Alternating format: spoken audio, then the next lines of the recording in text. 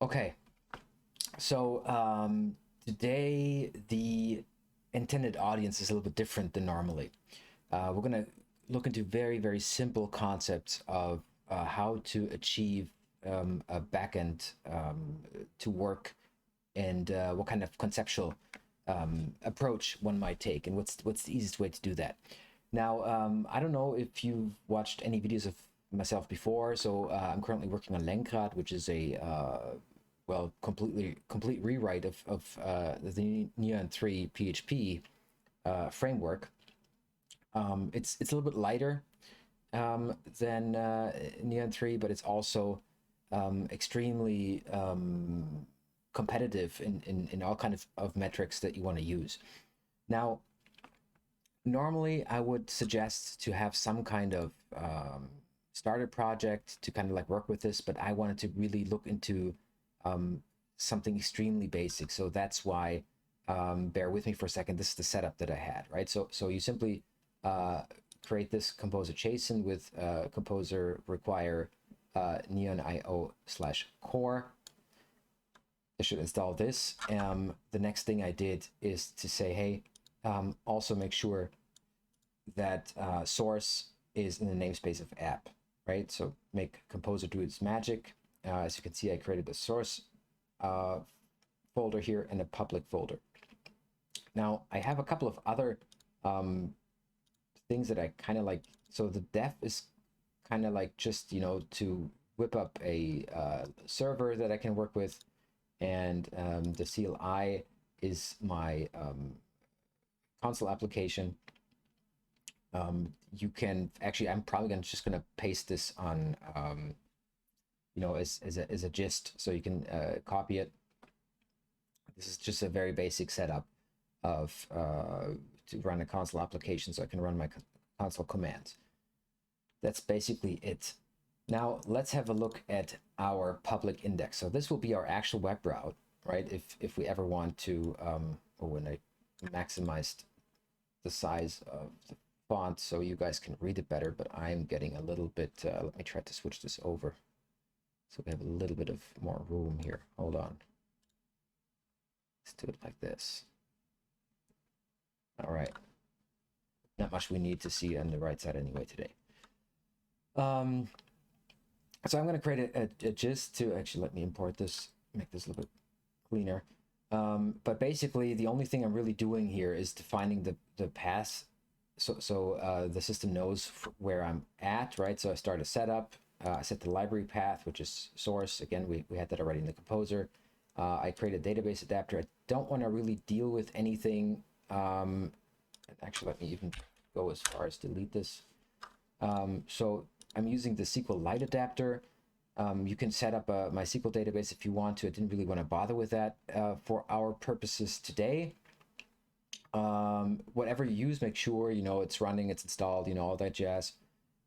So either you can use the SQLite adapter or you can use the MySQL adapter. And then the public path, which is the directory I'm currently in, so just the directory. That's kind of it. Then I initiate the app, put in the setup, and actually this I don't really need in this instance, but it doesn't matter, and basically tell it also where the CLI is, but I'm going to run the CLI externally anyway, so that doesn't really matter. And then I'm using attribute routing. This is optional.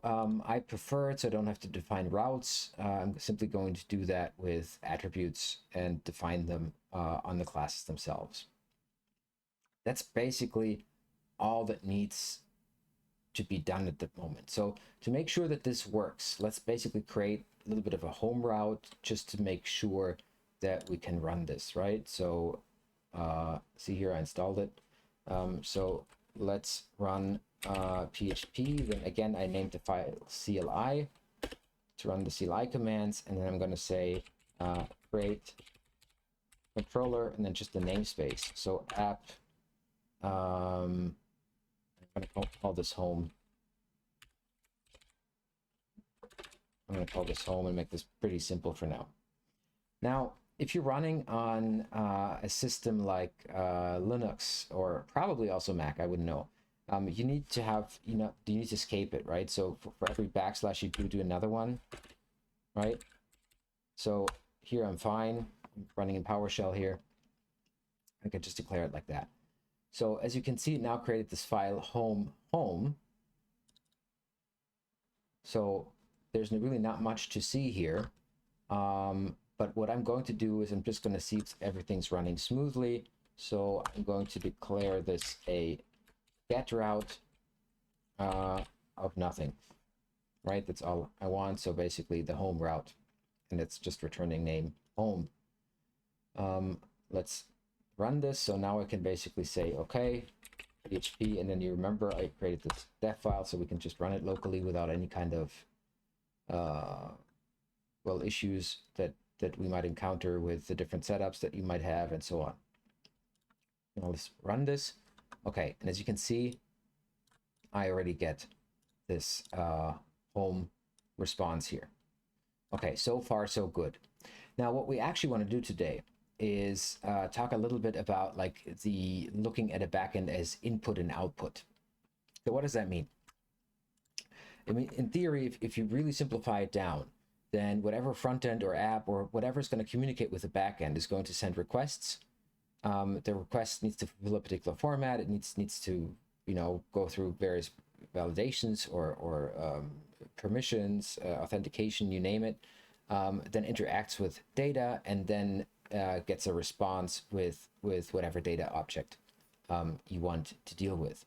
And today I'm just going to strip away everything concerning that. We're not going to create a user. We're not going to have any kind of surrounding distractions. We're simply going to concentrate on, okay, how does this input output look like ideally? Now, for that to happen, I'm going to create a couple of things. Actually, I'm going to let this run and just open up a new terminal here and say, okay, PHP CLI create, and the first thing I want to do is to create a controller, and I'm going to call this add person and maybe get person. Okay, so there are a gazillion ways of how you want to structure it. I'm going to simplify it down now, so every component, so to speak, has one root folder, and then directly the classes that are required to resolve that. And I'm probably not going to do this in a real project. I would probably have a little bit more sophisticated way of structuring this, but for our purposes, this is fine. So let's quickly see. So this is our get person. So what I want to do is basically define, okay, this is get, and we're going to say this is persons, and then we probably going to expect some kind of ID, right, to match this. Now let's in theory look whether or not this works. I'm going to go over here and say, okay, persons 1. Okay, and as you can see, as for now, that's relatively boring. I'm going to get this person here, that whatever I say here. So we don't have the concept of what a person is yet, so we're going to just ignore that. Let's create a couple of other controllers. So the next thing that I need is a create person, and that will be it for now. And then what I also need is, and we're not going to create a controller now, I'm going to create a request. So this is optional in Lenkrad, but this is exactly what we're talking about today. So that's why I'm going to use this format of writing it, and just going to call this person request.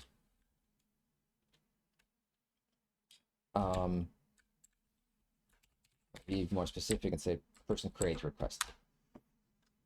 Okay, so as you can see, these controllers, they all look kind of like the same. The create request is a little bit different. It simply extends request guard. Now, what we want to do is, in our create person, we know that this is going to be a post request. And, oh, come on. And it's just going to be posting to persons. And what we're going to do is we're going to say, hey, I want the this to use the person create request. Okay. Call this request for simplicity. And then I can basically post against this. So I'm going to, instead of having a front end, I'm actually going to do this with Insomnia.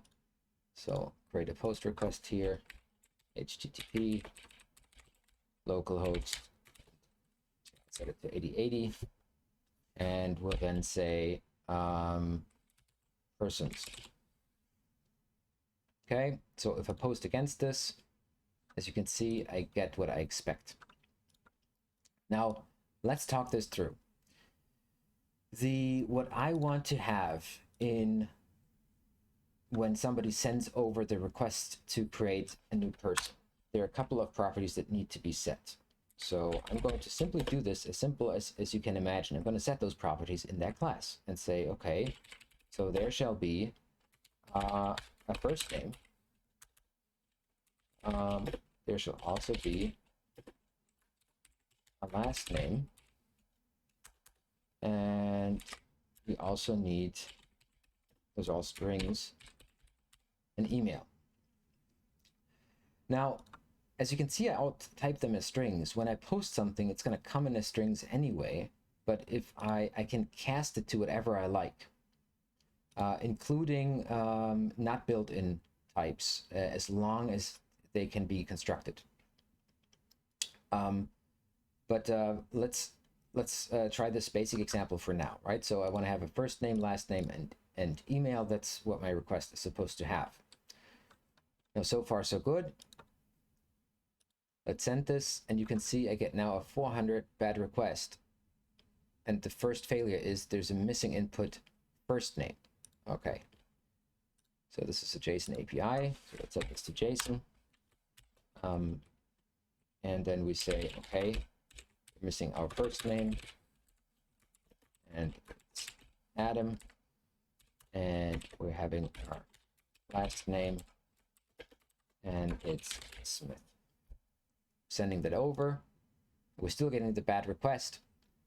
As you can see, the email is missing. So the reason why I did this is I want to show you something. So I could, of course, say, hey, this is optional. An email doesn't have to be set, right? I just would like to have it. So if I send it now, then everything is fine. And you see it gets through. What we see now is, okay, now it actually gets to the create person. And now this logic is executed. So far, so good. However, this was just a show. Of course, I need to have this email in order to create a person. So let's add this and say email is a.smith@mail.com. Send it over, and we can see we can go through. Okay, so far, so good. Now let's talk about the persistency. So models, as you've probably seen in the other videos, are pretty much constructed the same way. So let's create a model to this and make this persistent. Say, okay, CLI, create model, and we're going to say, okay, this is app person person model. Let's create that.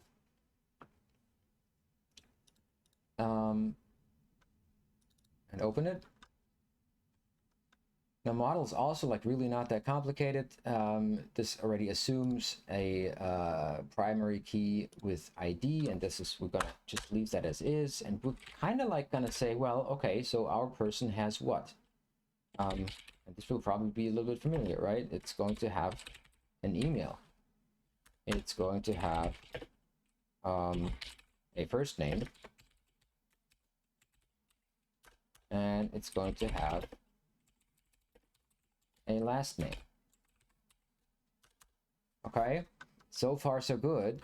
Now the differences between what's allowed to come in and what's allowed to be stored are maybe a little bit different, right? So here we probably want to say, hey, this should be unique,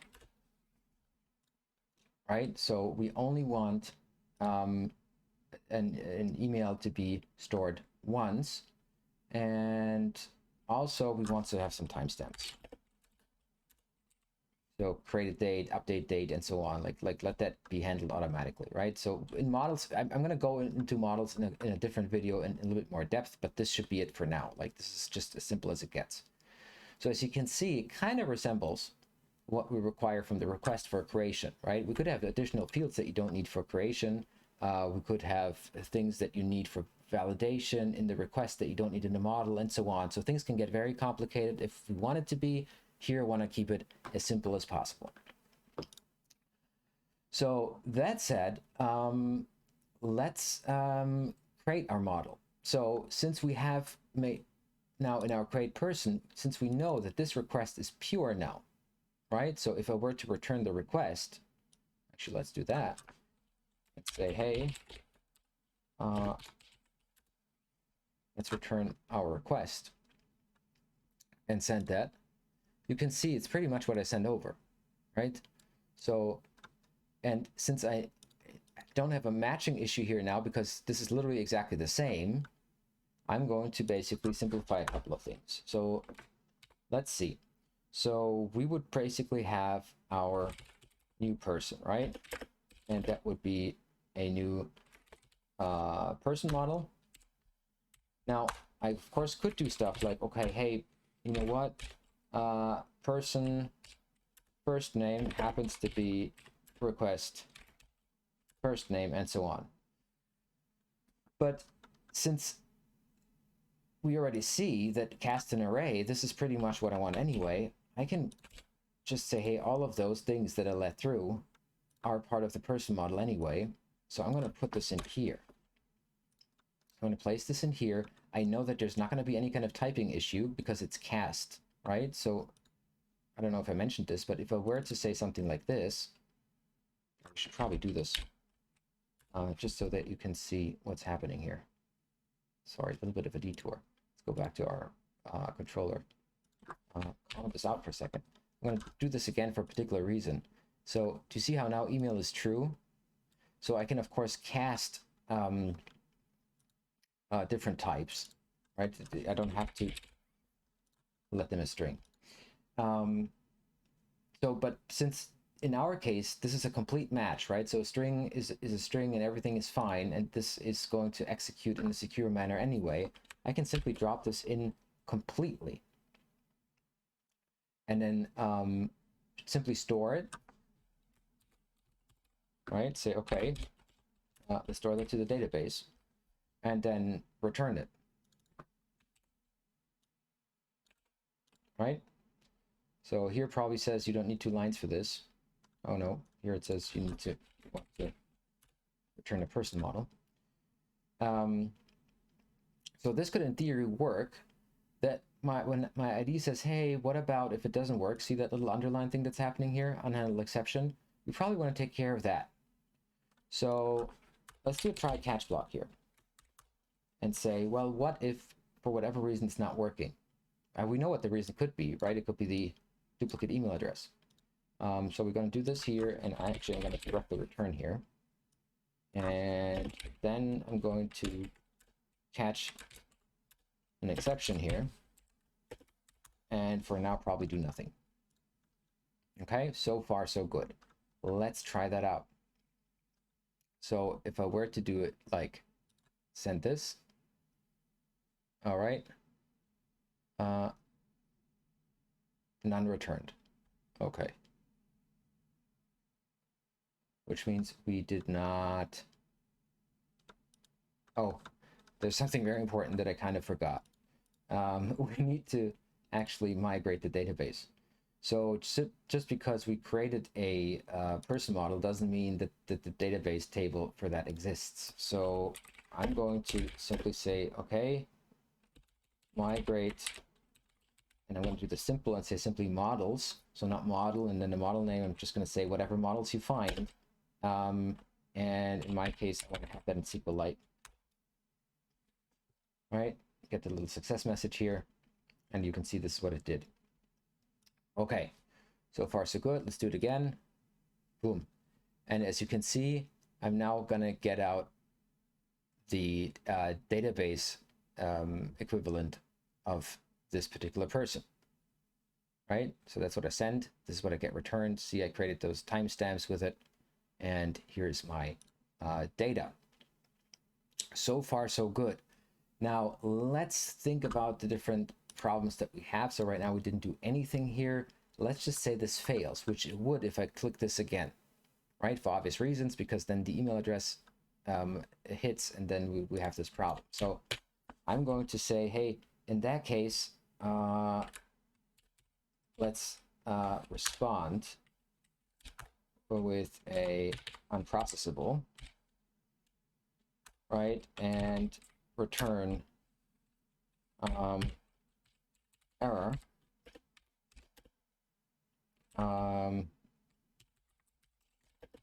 I'm just going to assume that's the only error that can happen now. Now it's going to say, hey, what's going on here? But the point is, since we're using modern PHP, you can just work with union types and say, well, this returns either a person model or an array, right? See that? And then we should be fine. Let's try that out.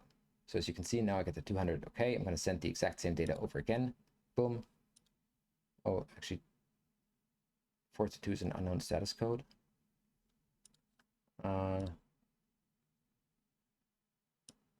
Is it? Well, okay, whatever the appropriate status code would be. Then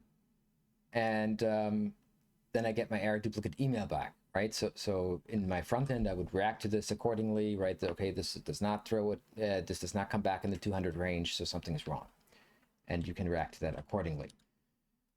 And that's basically already kind of it, right? So the only thing that we kind of want to do now is to have the retrieval. So let's have a HTTP localhost, what did we say, 8080, and then persons 1, right? Send that over. Okay, so in our get person, what I can basically do now is to say, hey, I want to retrieve, and we're kind of like going to do this almost the same, right? So we're going to say, I want to have my person model get, and I'm going to say, hey, this parameter ID, right? So this, what I have here is 1, is what's going to dictate which person I'm going to retrieve. So I'm going to do request get parameter ID and place that in here. Okay, two things it's bitching about right now. First of all is, of course, well, so you're saying you're returning a person model. Yes, we are. And then you can see, well, this can also fail. What if, right? Well, we know what the what if is. It's either deleted or never existed. And here we're going to do it a little bit easier, and probably going to say, we're going to do the same here. But here we're going to simply say not found. I'm just going to have a demo response and going to say request like this. Yep, make this very simple. So here we get the parameter, and here we say, okay, this is actually what was resolved. So that's my current route, if you want so. And that's just going to be my message. It's going to be very simple. I'm not going to piddle around with this. If it's not there, it's not there. Let's try it out again. So I'm going to send this over, and you can see I can retrieve this person now. Right?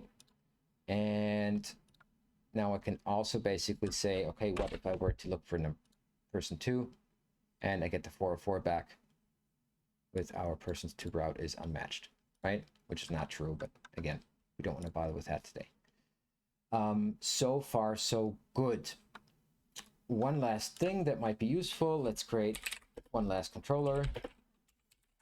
So create controller, and this time we want to have app person, and we're going to person list. Okay, and in my person list, I'm going to return Oh, actually, I'm going to return an array. I'm going to return an array, and I'm going to start this simple and say person model paginate, and then I'm going to assume any of this basically and say get. Okay, so far so good. We can try this out in the browser if we want to. Now this is going to be a get to persons, right? That's all we want. Let's try that out. Okay, as you can see, I get the pagination back. So this is page 1. The page size is 30. Total is 1. Pages is 1. This is clear. We're not really having anything that's worth paginating. And then this is the collection containing all of our data, which is, of course, this one particular person that we have. Let's have a second person just to so this is going to be Amy Smith with Amy, and we're going to create her quickly. Okay, as you can see, now we have 2, right? Okay, but that's not really what I wanted to show you. What I wanted to show you is, okay, so what if we had multiple things and we wanted to have something and we want to enforce certain things? So let's just say you say, hey, this needs to have what page we're on, right? We need that as a query parameter. So, right, so you know that if I were to write something like page is 1, nothing would change right here. But if I were to say, hey, this comes from request get query page, then you can see, is this taking page as the first one? Yes.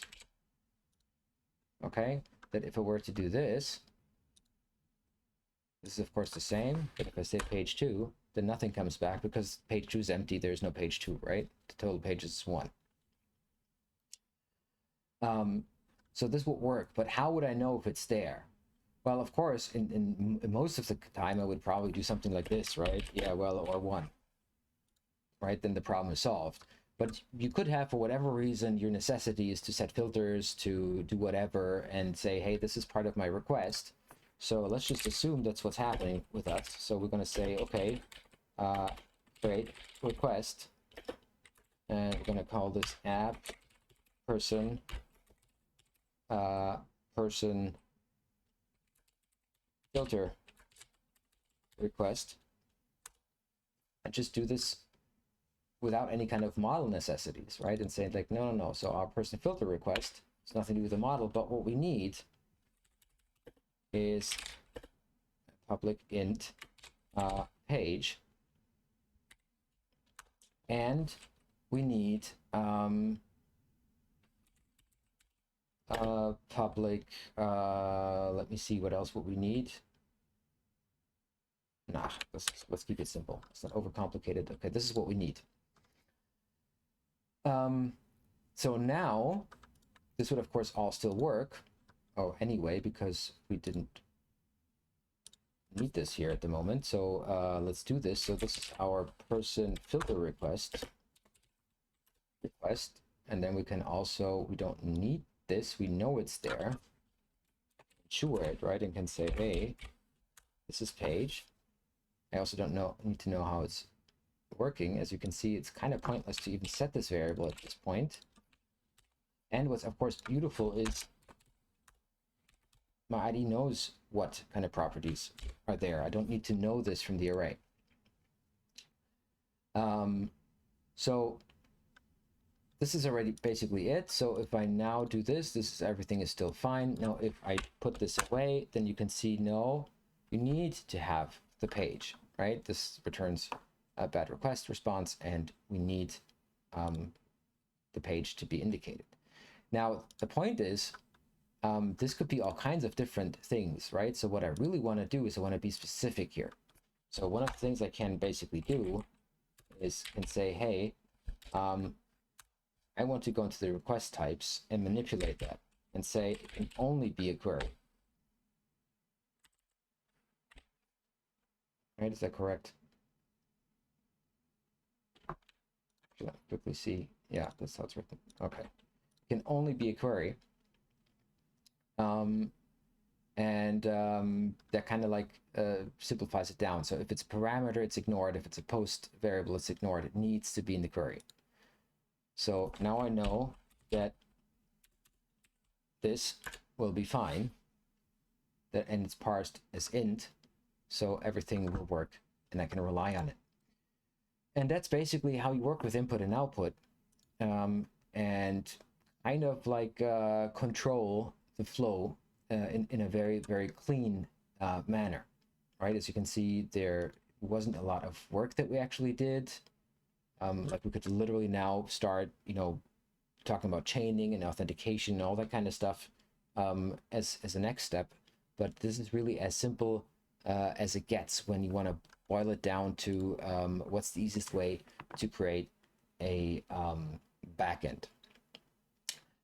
And of course, like the reason why I'm doing this video is not only to show you like how to use certain kind of technology, but I want to invite you to compare that to whatever you are using. Like if you look at something like Express, if you're coming from Node, maybe like okay, how much work is it to implement something like that, right? To create that and have a database and so on, or if you're even a deep PHP fan and have worked with Laravel for years. Like, okay, so how much work is it really setting up migrations, creating interfaces, and all that kind of stuff to get to a point where it can work clean, secure, and with such a speed.